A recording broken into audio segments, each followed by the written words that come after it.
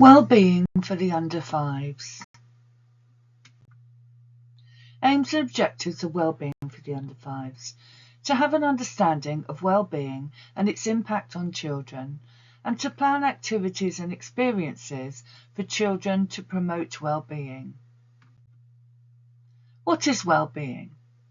Well-being means being confident, happy and healthy, and focuses on developing as a person. Children's relationships and interactions with their families and communities contribute significantly to their sense of well-being.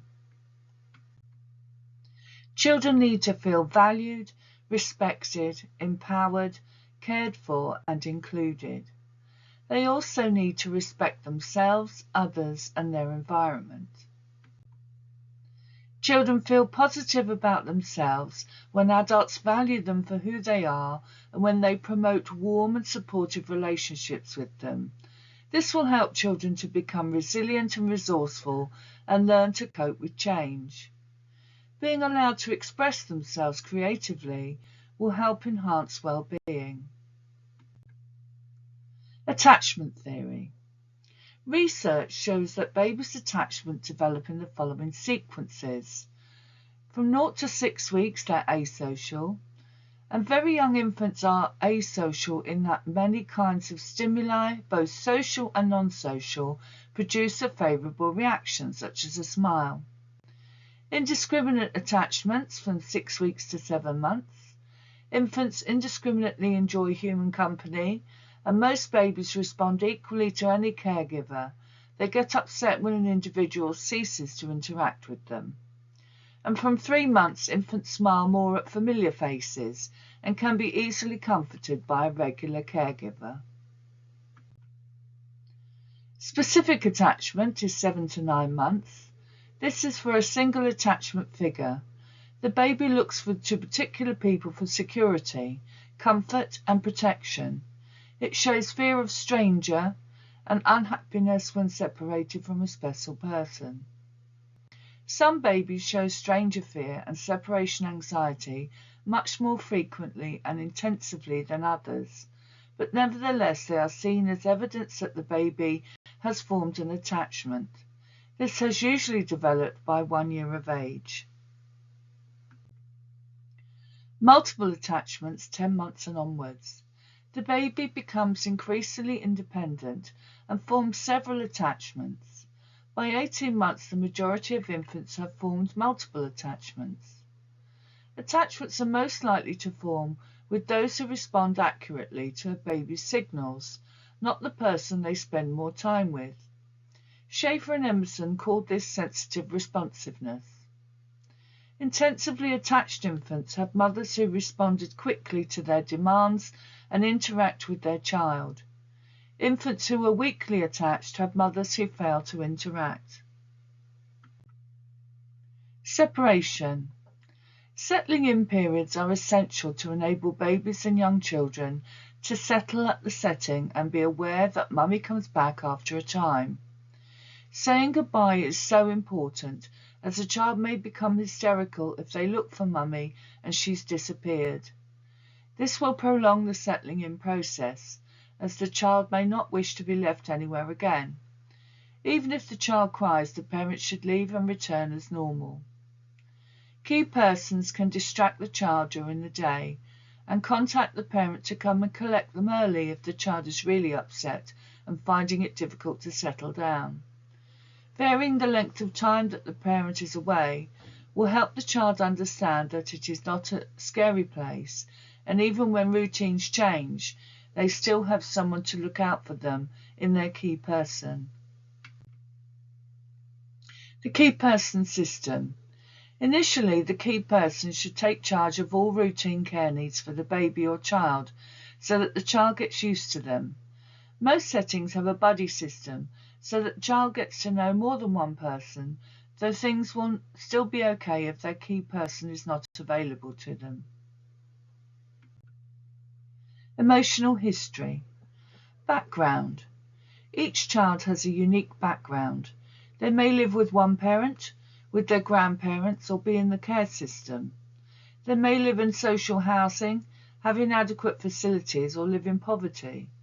Each child has a different place within the family, such as the oldest, the youngest, or a middle child. Parenting styles. Authoritarian parenting. Authoritarian parenting is where parents establish the rules and expect that children will follow them without exception. Children have little to no involvement in problem solving, challenges, or obstacles. Instead, parents expect that children will follow all the rules all the time. If children challenge the rules or ask why, they are usually told because I said so. Children are not usually given the reasons for the rules, and there is little room for any negotiation. Authoritarian parents may use punishments instead of consequences. Although children who grow up with authoritarian parents tend to follow rules much of the time, they may develop self-esteem problems. Sometimes children become hostile or aggressive, as they may focus more on being angry at their parents for the punishment rather than learning how to make decisions and solve problems. Authoritative parenting. Authoritative parents also have rules that children are expected to follow. However, they allow some exceptions to the rule. They often tell children the reasons for the rules, and they are more willing to consider a child's feelings when setting limits. Authoritative parents tend to use consequences instead of punishments.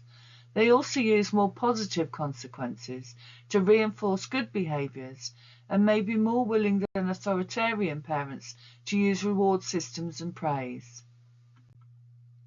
Children raised with authoritative discipline tend to be happy and successful. They are often good at making decisions and evaluating safety risks on their own. They often grow up to be responsible adults who feel comfortable expressing their opinions. Permissive parenting. Permissive parents don't offer much discipline. They tend to be lenient and may only step in when there's a serious problem. There may be few consequences for misbehaviour because parents have an attitude of kids will be kids. Permissive parents may take on more of a friend role than a parent role. They may encourage their children to talk with them about their problems, but may not discourage a lot of bad behaviour. Children who grow up with permissive parents tend to struggle academically. They may exhibit more behavioural problems, as they will likely not appreciate authority and rules. They often have low self-esteem and may report a lot of sadness. And uninvolved parenting. Uninvolved parents tend to be neglectful. They often do not meet their children's basic needs and may expect children to raise themselves. Sometimes this is due to a parent's mental health issues or substance abuse problems. They may also lack knowledge about parenting and child development, or may feel overwhelmed by life's other problems. Uninvolved parents tend to have little knowledge of what their children are doing. There tends to be few, if any, rules or expectations. Children may not receive any nurturing or guidance, and they lack the much needed parental attention. When parents are uninvolved, children tend to lack self-esteem, and they perform poorly academically. They also exhibit frequent behaviour problems and rank low in happiness. Which type of parent are you, or your parents? What about your partner and their parents? And how might this influence your child? Activities to promote well-being.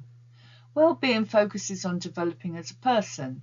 It has two main elements: psychological well-being, including feeling and thinking, and physical well-being.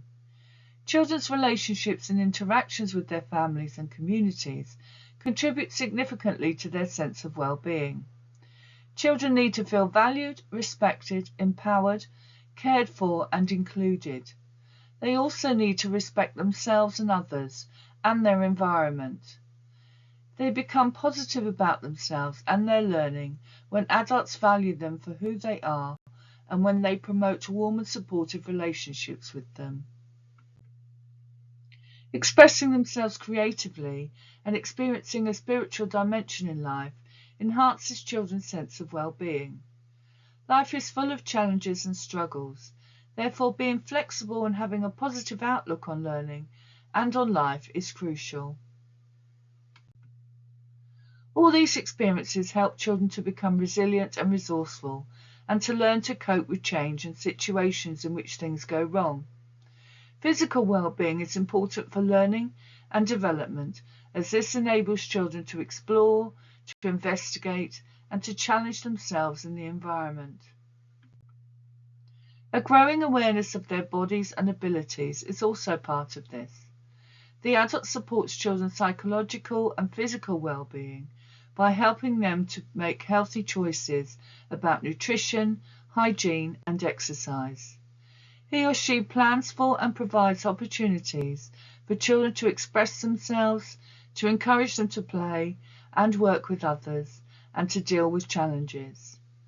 The adult also helps children towards independence by providing them with choice in their activities and providing opportunities for them to make decisions and to take the lead.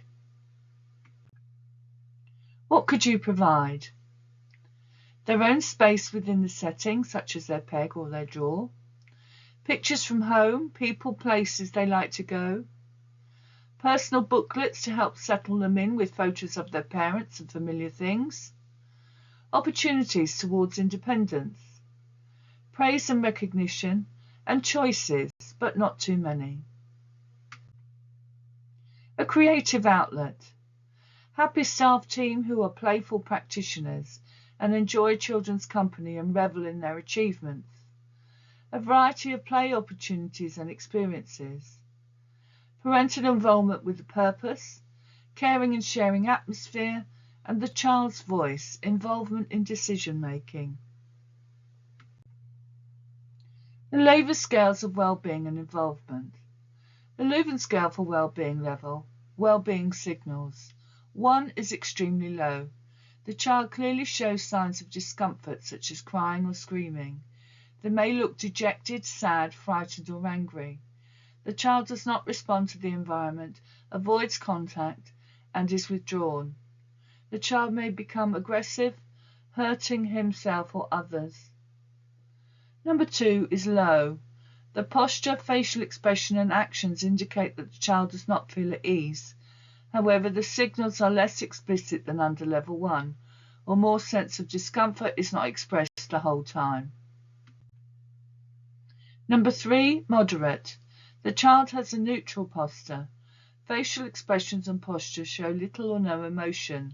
There are no signs indicating sadness or pleasure, comfort or discomfort. Number 4, high. The child shows obvious signs of satisfaction. However, these signals are not constantly present with the same intensity.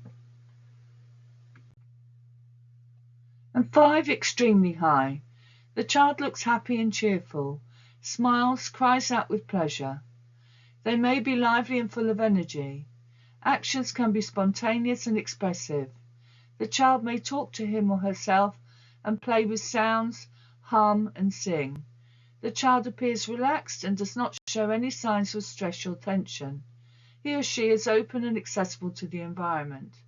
The child expresses self-confidence and self-assurance. The Leuven scale for involvement level well-being signals are: number 1, extremely low. Activity is simple, repetitive and passive. The child seems absent and displays no energy. They may stare into space or look around to see what others are doing. Number 2, low. Frequently interrupted activity. The child will be engaged in the activity for some of the time they are observed, but there will be moments of non-activity when they will stare into space or be distracted by what is going on around them. 3, moderate. Mainly continuous activity. The child is busy with the activity but at a fairly routine level, and there are few signs of real involvement. They make some progress with what they're doing, but don't show much energy and concentration and can be easily distracted.